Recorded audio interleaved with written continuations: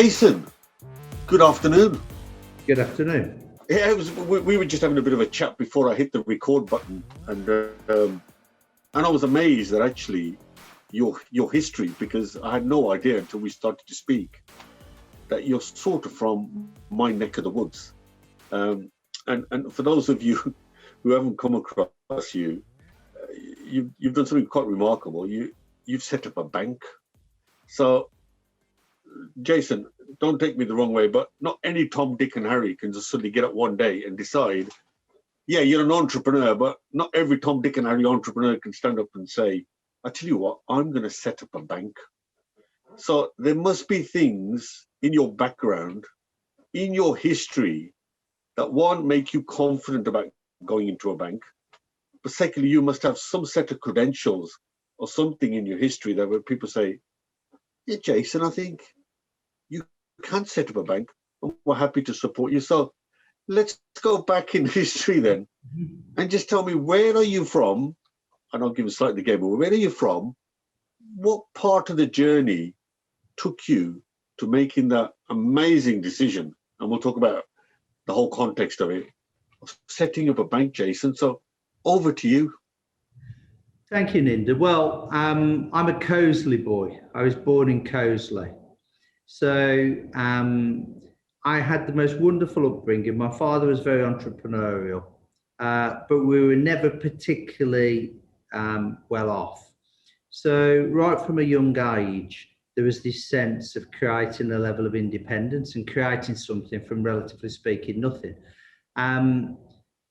I got my first job as a 13-year-old sweeping and washing hair, 20 hours a week, in a barber's in Bilston. And really from a relatively young age, I admired my father greatly for, he built a business, a successful business, and it really resonated with me. And whilst I started in banking after my A-levels at 18, I never felt just being a banker was ever going to be enough. I always felt that I wanted to create things. I love building new businesses from scratch. It really excites me. And I've done it quite a few times now. So, you know, but it's been great fun. I think in terms of banking, you know, I was so proud when I was an 18-year-old joining TSB the year before it floated. I joined in 1985. And I was really proud, and I worked really hard on my banking exams. I'd never been to university, but it never really stopped me. I did it at night school, got my initial set of banking exams by 21, which was quite early. Then I did a postgraduate, again at night school, and actually won the Centenary Prize. It was an international exam, and I got the highest marks with 6 exams anywhere in the world. And that brought me to the attention of the executives in the Royal Bank of Scotland, and I was moved to become the regional marketing manager for the North of England branches, all the RBS branches in the North of England. And I had this most wonderful mentor called Mike Hutchins, who saw a little bit of a spark in me. I was 25, 26 years old. I'd moved away from home with my wife and young baby. Zach was only, you know, he's 25 now, but he was, I don't know what, a few months old.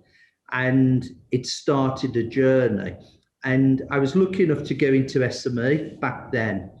And I just fell in love. I fell in love with people's story. I fell in love with first and second generation. You know, gosh, the number of times I spoke to people and they'd started with nothing, and they had that work ethic and they built something, and that led to something else, and then their kids took it on, and there were these most fantastic success stories. So SMEs for me are just so energizing. I love listening to people's story. I love to see what they've done. So I was in the Royal Bank, and we were growing on steroids. That was a small Scottish regional bank that became the biggest bank balance sheet in the world. You know, it was the most incredible learning experience. But I worked really hard and I was really committed, and I was lucky to become the head of SME banking for the RBS. at 31 years old. And I was looking after the whole of the UK, and then we acquired NatWest Bank. And I was fortunate enough at 33 years old to look after both the RBS and the NatWest brand. And that was 3,500 relationship managers, over 1 million customers. And it was just an incredible learning experience. And, you know, it was at a time, Ninder, where you were really proud to be a banker. It meant something. You'd put your effort into your professional exams, and you felt, you know, it was one of those professional jobs where you felt really proud. And, you know, it was just the most wonderful learning experience for me. And Mike Hutchins, you know, he was MD of RBS and then NatWest. And I, you know, in truth, I rode on his coattails, nothing more, nothing less. And he supported me, and I had the most wonderful experience. But it never left me about how critical SME clients were, how fundamental they are to the success of the economy. And then what I saw, I left Royal Bank Group. I had nearly 20 years. I left in early 2007. And that was just before the wheels came off at Royal Bank. I didn't see that coming. And our side of the bank was fine, but CDOs, collateralized debt obligations, IBN AMRO, goodness knows what else that happened with Sir Fred and others. You know, the wheels fell off. I was lucky enough to join Close Brothers, which was a merchant bank. And again, I was really lucky that I got to work for Stephen Hodges, which was another brilliant man. Really, really brilliant man. And I had the most wonderful 4 years working with Stephen. And it was at a time where their balance sheet and liquidity, they really cleaned up in the crisis because they were conservative, they were sensible. And it was a great period of learning.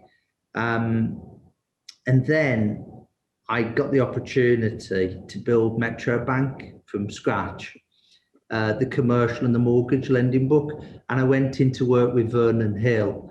And again, Vernon was such a character. He was such a character, but he pushed and pushed and pushed.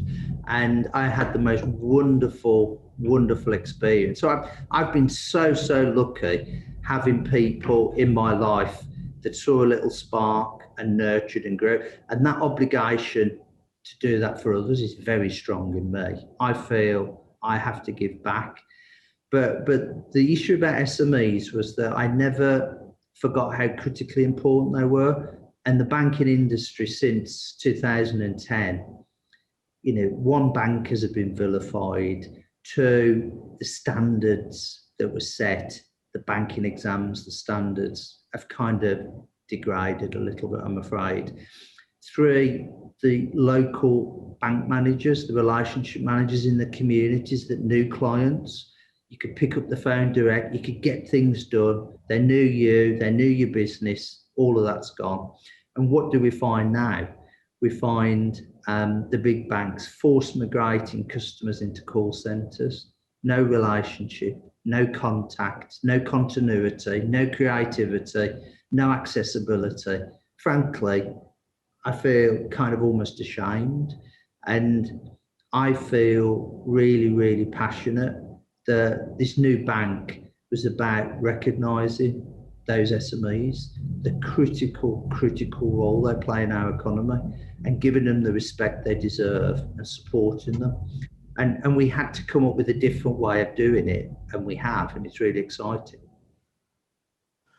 So, well, firstly, for those who don't know, Colsley is in the Black Country, and I was president of the Black Country Chamber of Commerce, so that's why I said my neck of the woods. Now, that's really fascinating that you actually grew up in an entrepreneurial environment, and then you went into a discipline that brought you in contact with entrepreneurs, and that kept you there at the entrepreneurial sort of sharp end. And you've ended up now almost a full circle, being an entrepreneur yourself, but your main customers are fellow entrepreneurs and SMEs. And it always, to me, in order to understand your customer, it's brilliant if you know what they feel like. And if you can sit in their shoes, exactly, then it's so much easier to understand what their needs are and their wants are. So I think it's great. Well, look, fascinating career, and I think you've had a bunch of really good mentors that you've been able to work with. I'm interviewing a guy tomorrow called Mark Schaefer from the States. He's a bit of a marketing guru, and he talks about the role of mentors that can help you build and build. And he calls it cumulative advantage. In other words, you keep building on building on building, and as you keep building on that advantage, you become a lot more substantial yourself. But the role of mentors is interesting. So, okay, so you've got the credentials, you've got the entrepreneurial flair, you've got the history, you understand banking, obviously, but that doesn't mean you can set up a bank. So, with that, and obviously our audience aren't bankers, or some of them might be listening in. Was it easy to then translate that ambition, that vision, and then setting up a bank? I mean, is that quite hard? Is the process quite hard? It's incredibly difficult. The quite rightly, the regulators, the two regulators, the Prudential Regulatory Authority and the Financial Conduct Authority, set an incredibly high bar. So we started this process in January 18. So the first thing is, it's really important to find a partner that's going to help you on the journey. So we were very lucky. The City of London Group, which is a AIM-listed company, effectively is our parent. They took us on the journey, or they came on the journey with us. So I think I'd like to think that I've had enough experience in business over the years. I've been in banking 35 years now, that you build a level of inner confidence and resilience. But this journey is an incredibly long journey. So to put it into context, Ninder, I think since 2010, and actually Metro was the first bank to get a license back in 2010, there's only been 22. Now, 22 might sound a big number, but if you consider that across effectively 11 years, there's been an average of about 2 a year. That's the reality. And obviously that's spread between retail, digital, private, corporate, SME. There's a whole host of different categories. And we've seen neobanks, the digital banks, we've seen all sorts of innovation. So yeah, it's a long journey. But what I would say, my experience at least, is if it's anchored and it means something. And what I mean by it means something is, I call it our cause. What's our cause? What is it we're trying to do? And our cause, put simply, we exist to realise the extraordinary potential of UK SMEs, and they're the undisputed backbone of the economy. So if it's anchored and it means something, then, yes, you have setbacks in this sort of journey. Of course you have setbacks, but it really means something. I think the way that my career's unfolded and the experiences that I've had, I just feel that segment has been forgotten, underserved. And, if we want to address things like the productivity gap, if we want to drive economic growth to the extent that we need to for the benefit of the UK economy, we've really got to do more with that SME segment. It's just to give you one or two stats, it's 52% of our gross national product. It employs over 16 million people, segment, and 99% of all employers. This is like, okay, it's not got the big, you've got the FSB and you've got the former private business, and they're good lobby groups, don't get me wrong, but you haven't got the Institute of Directors, the Confederation of British Industry looking at that segment. Some of these bigger influencers are more looking at the corporate and maybe the overseas trade corridors and whatever. I feel really passionately that we shouldn't forget the backbone of our economy. Now, interesting. I completely concur with what you said. I understand the SME space myself, and I do hear things. Interesting that you said I can't remember years, that there was 22 licenses being issued, which sounds strange because the government has publicly said it wants to make the banking sector more competitive, and yet the evidence tends to show that actually it's quite hard to set a bank up. But it is quite crowded, particularly with the onset of technology, and particularly fintech. So what you've got is I think almost, and I'm hoping you can answer this. You've got the very remote fintech, and I mean remote in the sense that it is purely by mobile phone. You're not going to see someone, and that was clearly a disadvantage when it came to bounce back loans, when it came to CBIL loans, because either they didn't have the infrastructure or the fund, and that became, and the number of entrepreneurs who then quickly had to scramble around to get an account with one of the top four in order to be eligible was quite remarkable. So there was a mismatch between what the government says and what happens in reality, because there was just chaos. It was chaos. On the other hand, so you see the really remote people in terms of fintech, great transactional, but not strategic, very transactional. On the other side, you got the four big banks who are almost, some people would argue, as remote as the fintech, because you do get sent to a website, and it almost begins to feel like that.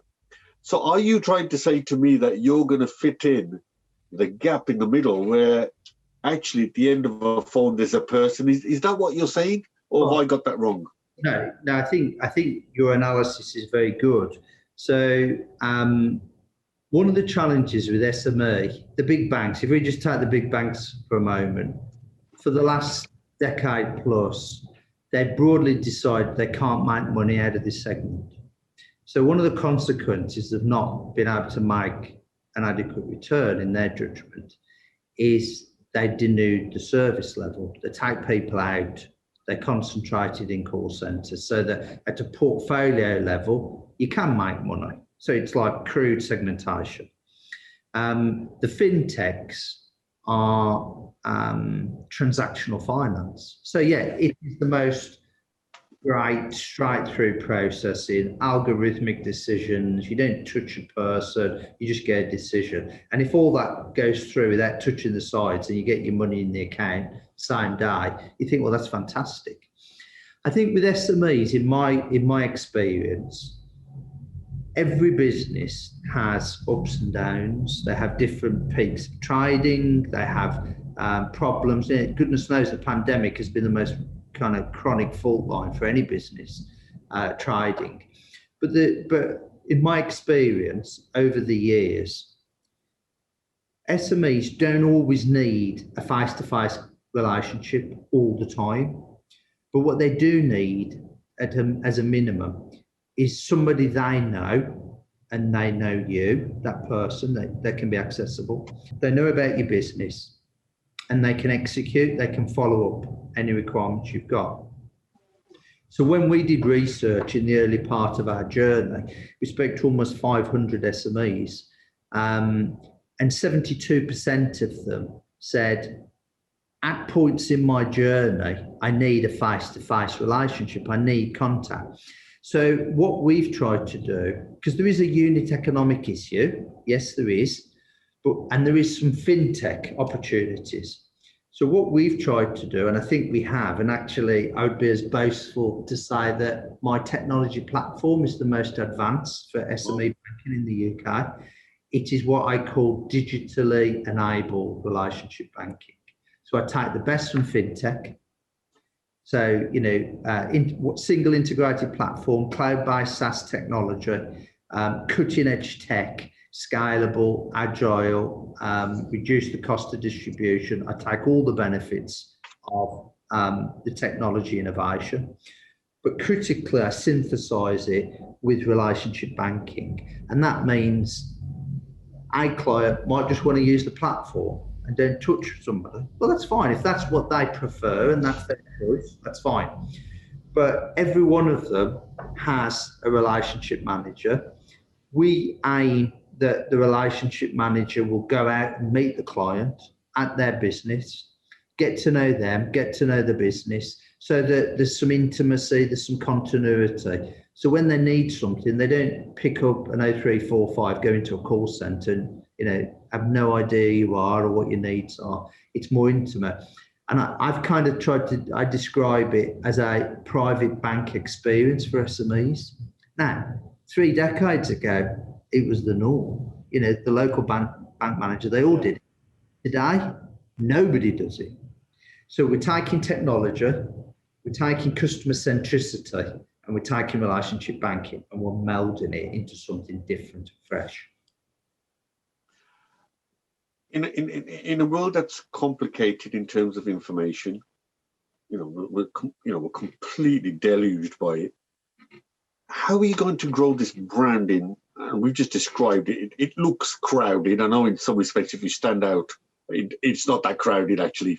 But to your entrepreneur, you can see all these fintech brands. You can see all the Metro brand sits in the middle, and then he sees all the top 4. How are you going to position yourself so that people understand, really understand what you say, which was relevant 30 years ago, but maybe today's entrepreneurs maybe don't even know that was the case?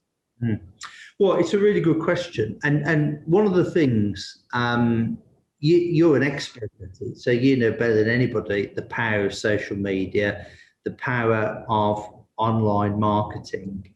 Now, I can say hand on heart, we got our provisional license in that we can lend money, we're a bank, but we can't take depositors' money. We've made some really good progress on that, and we should have that deposit restriction lifted by the end of next month, subject to the final regulator, and I think we're in a very good place. But we haven't at this stage, since that launch in the early part of December, spent any significant sums on marketing, like, literally virtually zero. But despite that, we've had over £400 million of inquiries. Wow. So that's a lot. The demand is phenomenal. If you think about the size of this market, Ninder, it's £167 billion. And about 75% is still with the big 5 banks. And what you've got, of course, is you've got apathy, you've got inertia. And what's happened, and I think your point about, well, they never knew about 30 years ago, so they don't expect anything different. But most SMEs have got such low expectations of their bank. And there's a level of inertia, which is they're all as bad as each other. So why am I going to bother? I haven't got the time and energy. I'm spinning lots of plates. I'm time poor. I haven't got time faffing around. They're all as bad as each other.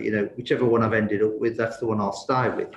So our job is really to paint the picture that there is a better alternative. But partly because of some of the things you mentioned, the non-bank lending sector has been decimated by the pandemic. And the reason they've been decimated is the bounce back loan scheme. I think the government did a tremendous job, genuinely a tremendous job. That, in an absolute crisis, they got money out the door really quickly, and it was important to keep a lot of these businesses going, make no mistake. But the unintended consequences of the bounce back loan, the 2.5% interest rate, is a non-bank lender cannot compete. They cannot compete. They can't. If they're wholesale funded, if they're funded through finance from a third party, they cannot make any money. So what you've seen is the concentration of the big 4 banks. It's been the most oligopolistic change. Suddenly there's been this massive concentration back in the big banks, and some of the alternative finance players, the peer-to-peers, some of the digital lenders, some of those other players have really been squeezed. We thought 3 years ago, and the reason we thought it, and we never thought about a pandemic at all, but 3 years ago when we set off on this journey, if I'd have wanted to just be lending money, I could have been up and running in 4 to 6 months. It's quite a quick process. If I want to be a non-bank lender, it's a quick process. But I remembered, one of my early jobs in Royal Bank of Scotland, I was in Edgbaston, and we had what was called national home loans, and it was a lifeboat, because they were taking in 3-month local authority deposits and offering 25-year mortgages. It's Paragon Bank now, but it used to be called National Home Loans. Then in the financial crisis, the interbank market, the commercial paper market, the wholesale banking market, they all froze, they all stopped working. So we decided, well, yeah, this is a long journey, but actually the retail savings pool in the UK is 1.6 trillion, personal saving. And at the moment, if you're lucky, you're getting about 10 basis points, 1/10 of 1%. Yeah. So our mission is to improve the savings for personal savers, improve the savings for SME savers, and lend money solely into the SME lending market. So, so well-intended and some positive, but actually the big banks are more powerful than they've ever been. So part of my job is picking away at that carcass and giving people a better experience. Now, the banks, we heard the recent announcement by Santander. The banks are retreating from the high street. So are you going to, how are you going to exist? So where are people going to find you? Are you going to be on the high street, or is it somewhere where they ring you? Just a bit of clarity on how people will be able to find you. So the one thing about SME banking, certainly in my experience, is the most effective way to build relationships is to go and see your client. Yeah. The proudest thing he or she is taking you around their business, talking about the history and what they've achieved and the journey they've been on. It's a great source of pride. So we have got distribution outlets, but they're not high street retail outlets. So our main hub is here in London. We've got 6,500 square feet here, which is our head office. We've then got hubs in City of Manchester, in city centre Manchester. We're just opening our hub in Birmingham, in Colmore Road. We've got a satellite office in Leeds. And then we're pushing out those satellite offices. So we'll have Milton Keynes, Bristol, East Midlands, Newcastle. But in truth, the way we distribute is, and this is where you blend the different technologies to get a better experience and get the economics. Because one of the reasons they're shutting all those branches is they say that people don't use the branches anymore. Yeah. Of course, if you didn't need all the services that those branches once offered, where's the motivation for going in those branches? If you've got a mobile phone or an iPad or whatever, and you can do your transactional banking, days gone by, you could go in there for all sorts of different services. A lot of those skill sets have been centralised or migrated away. So inevitably, in truth, I can't think of the last time I walked into a bank branch. It's like 15 years ago or something. It's an awful long time ago. But it's a self-fulfilling prophecy, because, of course, if you say, well, people aren't coming in, so we're going to shut the branches.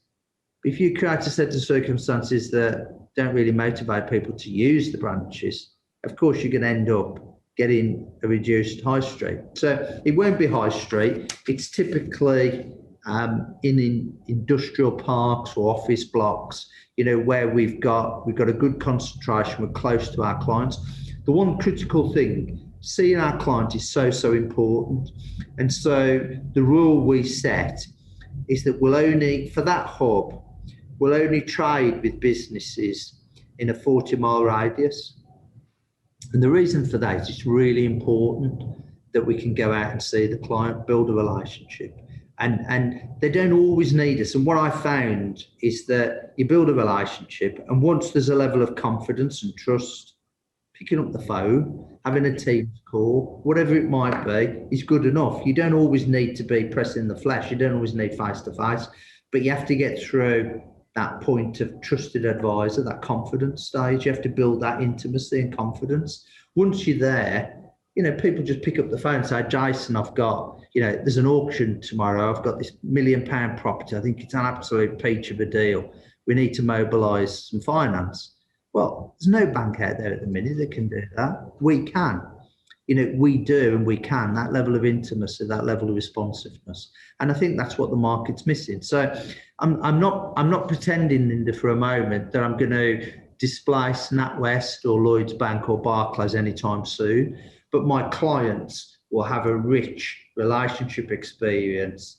There'll be respect, there'll be intimacy, and they'll enjoy banking with us, and it'll feel a much better experience than some of our big competitors. Jason, I've got a real good sense of how you're going to deliver this and distribute this. It's all based on understanding your customer, understanding their needs, and building a relationship, a long-term relationship. And that could take place over the phone, that could take place over email. It's the relationship bit you're building, really. And I think that's not too dissimilar to an accountant or a lawyer who builds a relationship. So that's what it's based on. Now, you said you started January 2018. We're in sort of April 2021. And you've effectively been trying to get a startup running during a pandemic. Mm-hmm. Now, that just sounds virtually impossible. It's bad enough trying to do a startup in ordinary circumstances. So what's it been like trying to start a challenger bank in a pandemic? And when we're talking now, was it 12, 13 months now where lockdown would open, lockdown. I mean, you're in the city of London, and that's got issues of its own now. It's a core city. It's pretty empty. Last time I came, gosh, it's pretty empty. I travelled on a train by myself. Just been in the city centre. Looked busy today, but generally it's been quiet. So what's it been like? How many do you employ, and are they all in London? Or how did you manage to run an operation during a pandemic? Well, the first thing, my single biggest concern, obviously I'm concerned about the businesses and people that are affected by the pandemic, but in the context of Recognise, my single biggest concern was that my staff didn't burn out, because I've got a hugely committed huge commitment to my team. We're 53 people now, 53. But the conditions of the pandemic and remote working means that there are very little boundaries between work and your day-to-day living, and those boundaries get blurred. So I had people working 13, 14-hour days. So what we saw and what we have seen right the way through the pandemic is our productivity shoot up. Our productivity, being able to get things done, and the speed of execution of getting things done. So, if somebody had said to me, Ninder, you're going to go through your mobilisation process in the middle of a pandemic, in lockdown, pretty well all of it, May the 17th, I think my panel will have been done. I'll just come out the other end. So the whole in lockdown, and you're going to get through it in 6 months. I'd have thought they'd have lost the marbles. But that's exactly what we've done. You get your interim license, and then you go through a very, very detailed due diligence process about capital and liquidity, and ensuring that you can meet the requirements of the insured deposit license, because everybody's money's guaranteed by the Financial Services Compensation Scheme. So productivity shot up, absolutely shot up. But very quickly, we really put emphasis on over communication. We put emphasis on one-to-ones, tolerance. Homeschooling means that people have young kids screaming, shouting, running across a team. Create an environment where people can feel a bit more relaxed, and it's not so formal. I'm a massive, massive fan of ask for forgiveness, not permission. Give people license, allow them to be the best they can be, invest in them, trust them, give them the confidence that they know that you've got their back, you understand them, you're going to support them. And the pandemic has been an issue, don't get me wrong. I'm in the office today, and it's the first time I've been in London for over a year. I've been, Wow. yeah, no, I've been in Tetnall in my family home. You know, I've got an office in my house, and it's almost been like a prison. I've been there for like a year.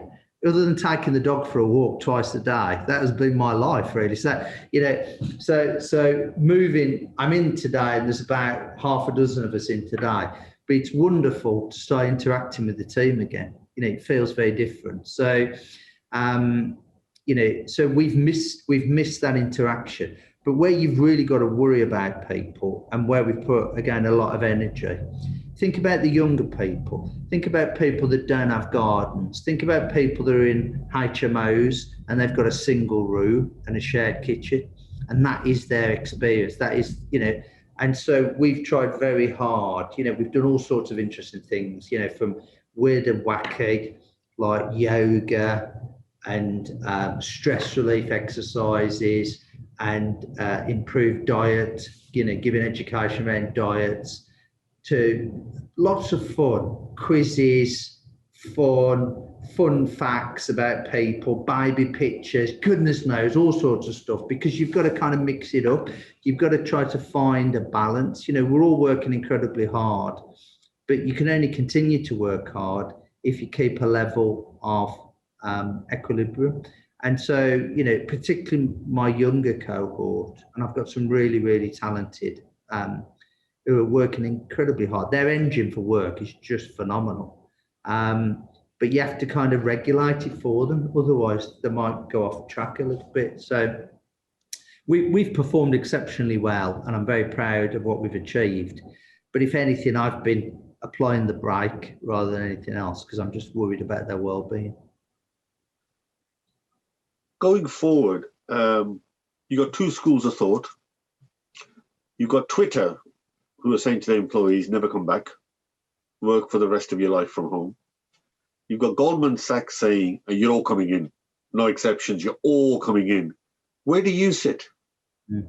Well, the key driver here, I think, is understand what drives the individual. So at the moment, we did an engagement across all of our team, and you know, today people are in today's because they've chosen to be in today. No, we're not doing a three-line. You must be this, you must be that.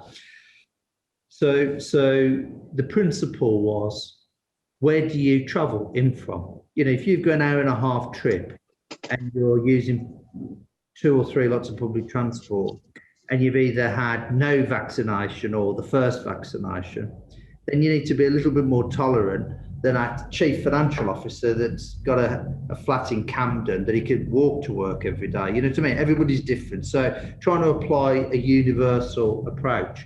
So I think first and foremost, we've said, well, tell us what you want. And I think similar to a lot of other organisations, people have said, well, we do like the flexibility. We do like the flexibility of not spending 3 hours commuting each day. Feels like dead time. We like to be able to mix up, but we also recognise the hugely important, you know, the idea generation, the camaraderie, the connectivity of team, and you can't get that on a Teams call. You know, the best one in the world or a Zoom call, you can't do that. So for us, we've said, right, well, we've started the journey literally today, and we're going to do that nice and steady. And over the next month or so, till May the 17th, people can come in at a time that suits them. They might come in at 1 in the afternoon, or they might come in whenever, you know, away from busy times. I'm a bit like you. I came in, I've got a flat in Newington Green, which is reasonably close to Shoreditch. So I came in on the overground. It's only 4 stops, and then I just walk into the office. I'm not far away. So I saw about 6 people on the train this morning. Yeah. That's, you know, it's like the Marie Celeste, you know, there's nobody here. So I don't feel the slightest bit nervous about travelling, because there's about 20 feet each side of me with a person. So I'm socially distanced on steroids, so I'm fine. But some of the team, from a mental well-being perspective, need to be back in the office because they don't want to be sitting in that single room. They're a youngster that's just come out of uni, first big job. and equally, some of our more mature colleagues, and you know, I'm very lucky to have a fantastically able executive team, but most of my executive colleagues are like me in their 50s. You know, they've got nice circumstance, they've got a nice house, they've got a remote, you know, remote location, nice office, and they're kind of saying, well, I didn't really want to travel until I've had my second job. So you're flexible. So for me, to answer your question, I think we're going to have a hybrid where we're going to say, spend a couple of days at home, make that flexible. But there's key events in the office, key team meetings, key, you know, when we're, you know, obviously our board meetings, our executive meetings, other key meetings interacting with our teams. And we want you to be here for those, but we'll be flexible. We'll be flexible. So I'm not a big fan of either of those approaches. You must come in, you don't have to come in at all, because, you know, the younger people need that stimulus. They need, how do they learn and grow? They learn and grow by watching others and experiencing, and, you know, lose all of that and just have a remote conversation. You know, it doesn't have the colour, it doesn't have the warmth, it doesn't have the intimacy. On a video, you tend to be a lot more transactional in terms of your approach. So we're going to do both. Interesting, isn't it? 30 years ago, this conversation wouldn't have happened about flexible working. It was all about clocking in, clocking out, and it's just incredible how things have changed.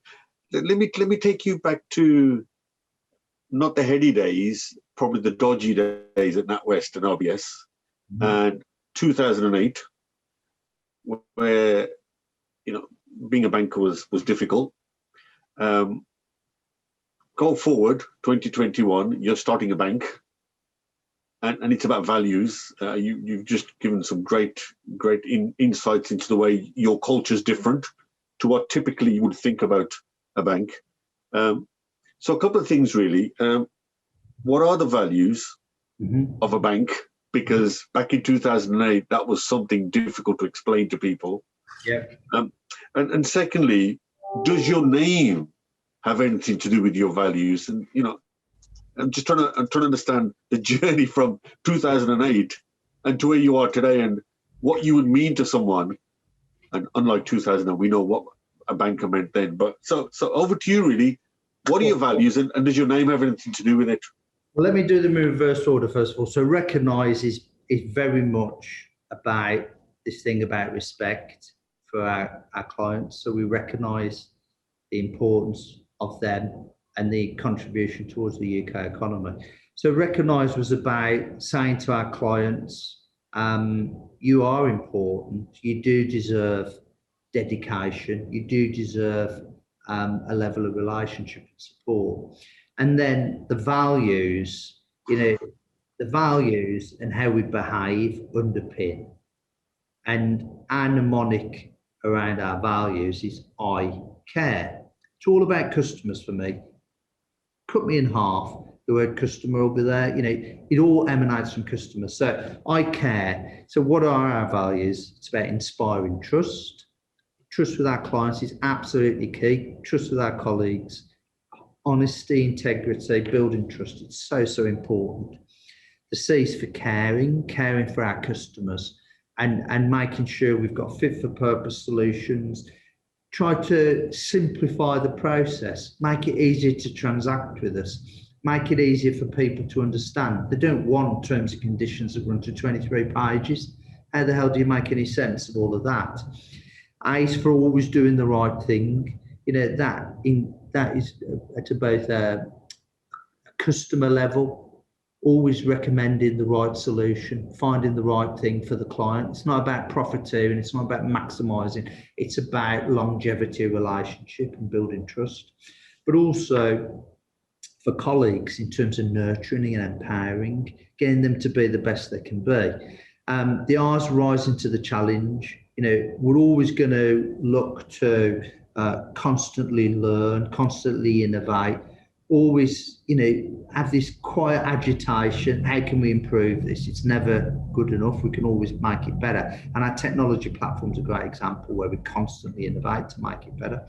And the E is about exceeding expectations. Exceed your clients' expectations, do more than they expect, but also for your colleagues. So at the very heart is the customer, and it's the customers at the top of the triangle, and the left-hand side of the triangle is our colleagues, nurturing, growing, inspiring, challenging them to be better. And then over the other side of the triangle is our other key stakeholders, shareholders, regulators, people that we have to interact with, that we have to give. We want to be profitable, of course we do, but we do it in the right way. We do it in a way that's sustainable. We do it in a way that, gives us a great experience with our customers, great share of wallet, and a longevity, not just a one-off transaction. So I care. Well, it does what it says on the tin. Now, three things you've said then. You've talked about the customer journey, and your name sort of connects with that. You've talked about the importance of relationships and relationship building, and when you think that's receded over the last few years, that's created now a gap where you think that could work, but you're only as good as your people. Because if you're going to go that deep into relationships, that means your people have got to be good. They have to be really good. Mm-hmm. So recruitment becomes important, very important. Yeah. So in terms of somebody sitting opposite you and says, Jason, I want to come and work for you, and you're looking at that person, you've got one of three things. You're either going to look at their experience and say, yeah, you're in, or you're going to look at their skill set and say, yeah, even, or you're going to look at their mindset. What's more important? Mindset, skill set, and experience. So it's an easy one for me, Ninder, that. It's all about behaviours and mindset. I can train people technical skills I can train. What I can't train, I've got another simple mnemonic that I've used for many, many years, and it works really well. So the fruit pair, PEAR, the fruit pair. What does it stand for? P stands for passion and pride. Is there energy? Do I really care? Does the burn, can I feel the burn? E is for excellence, work standards, constantly innovating. I want to see evidence of somebody that constantly agitates to be the best they can be. A is for ambition. I want people to want my job and the other executive's job and to be pushing and cajoling. I want more. That's the kind of, and then R is for resilience, because we've all had knockbacks in our careers and our lives. So you need that inner reserve of confidence. Now, when I talk to people, yes, I look at their experience, and experience is important. And I look at the skill development and the fact, if people have invested sufficient time and energy in terms of degree or higher degrees, it shows a level of commitment and a desire to differentiate. But what I really care about is your behaviour. How do you behave? How are you going to make a difference for us? And we're very lucky because every one of those 53 people we've worked with before, and they've delivered before. And I had the most wonderful opportunity to build from scratch Metro Bank from nothing to £2.5 billion in 3 years. And I've got the highest performing regional director now works for us. There's been some great people at Metro, great people at Royal Bank, great people at NatWest. But what differentiates resilience, ambition, passion, pride, and excellence? They're the things that matter. So Jason, what will success look like for you? How will you know that you've done what you set out to do? How will you know? What will success look like for you? It's a really good question, because one of the things I was reflecting on was if only this opportunity had have happened 10 or 15 years ago for me, because I'm now kind of in my kind of, well, 53, almost 54. So realistically, at the pace that you have to work, it's an incredibly challenging job, Ninder. I love it. I absolutely thrive on it, but you never switch off 7 days a week. It's that kind of job, and I thrive in that environment. But as you get older, of course, your capacity to absorb that demand diminishes. So realistically, I've set my goal for 5 years from now. And what does it look like for me? It's about a brand that people respect and say they understand SMEs. It's about people saying it has one of the best client and colleague experiences, that we really invest and innovate and constantly agitate for better and more. So, you know, the biggest single thing in 5 years' time, and the biggest test for any leader, frankly, is what legacy do they leave? What skill set, what investment, what difference, so that when you walk away, it doesn't kind of crumble like a pack of cards. You know, who are the people that are going to take that on to the next step? And so, you know, I don't know, you know, you might be similar, you might be different, I don't know. But as you get older in life, the need for you to personally be patted on the back diminishes. I don't need it anymore.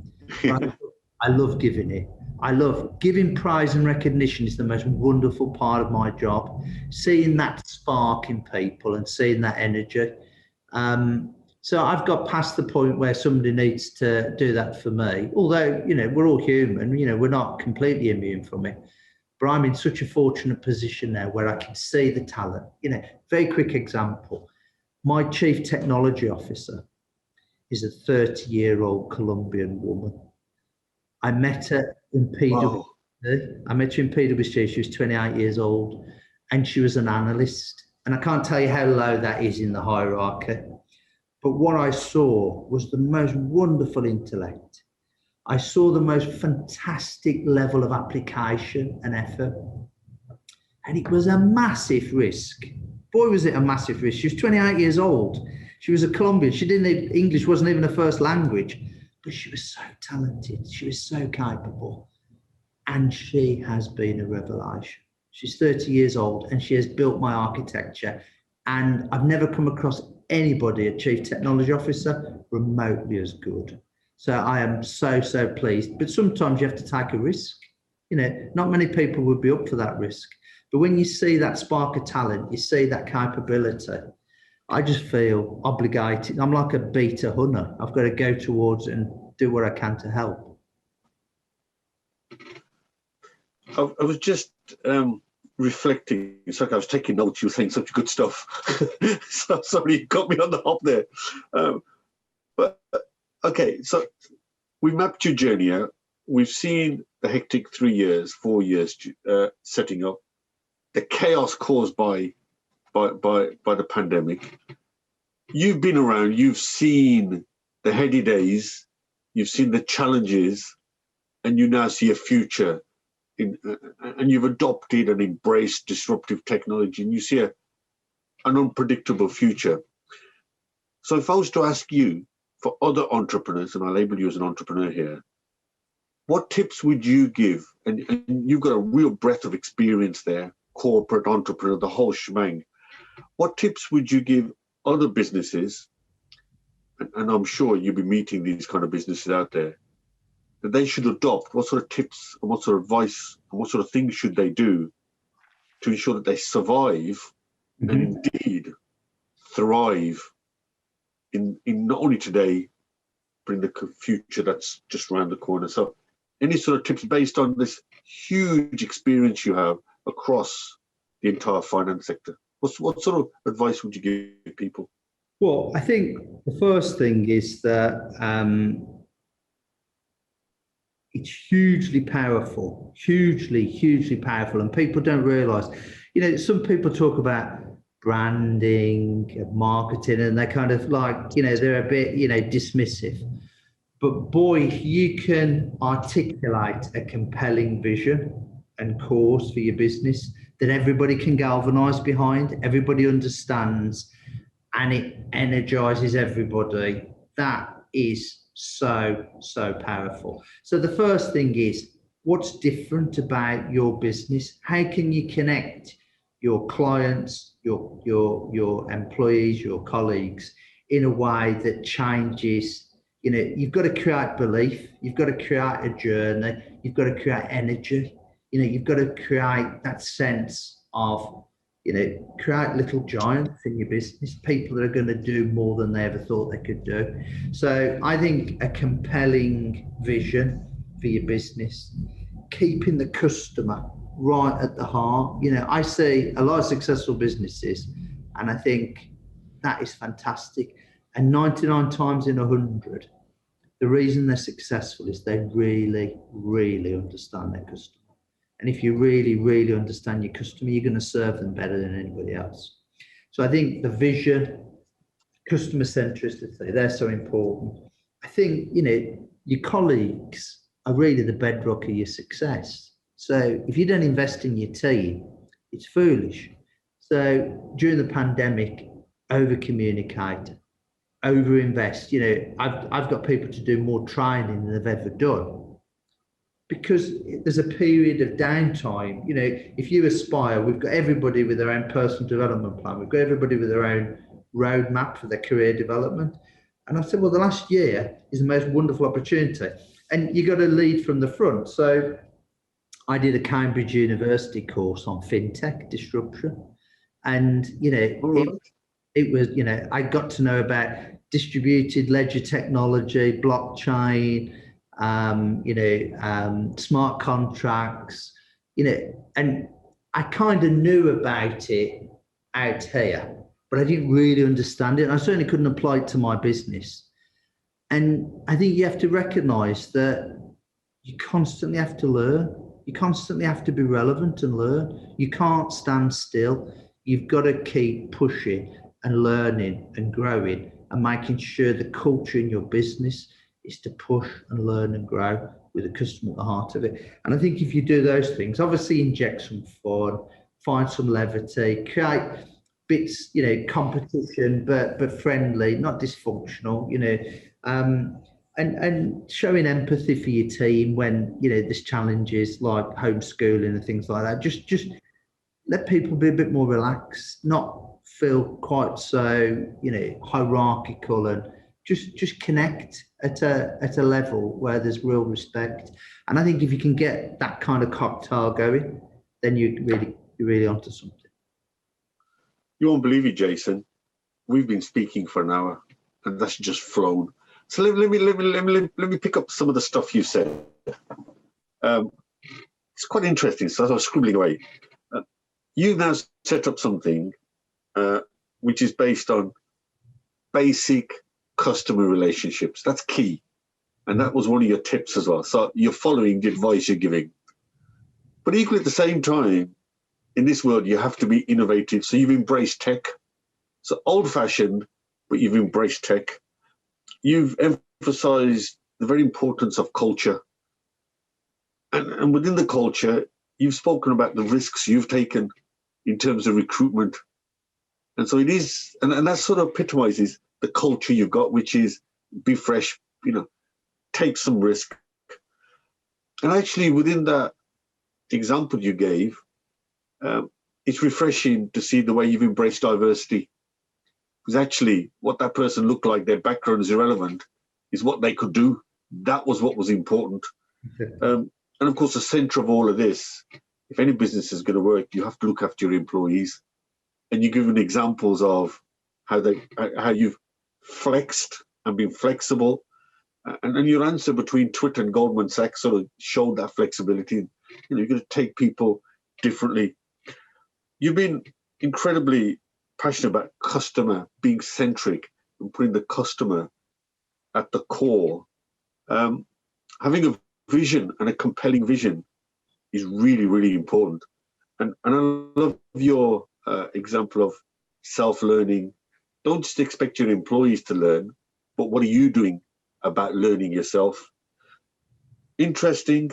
your success, what that looks like, and actually use the word legacy. Now, if I throw all that into the mix, that does not sound like a banker, Jason. That sounds like an entrepreneur to me. And I think that's what you are. And I think I wish you the very best in.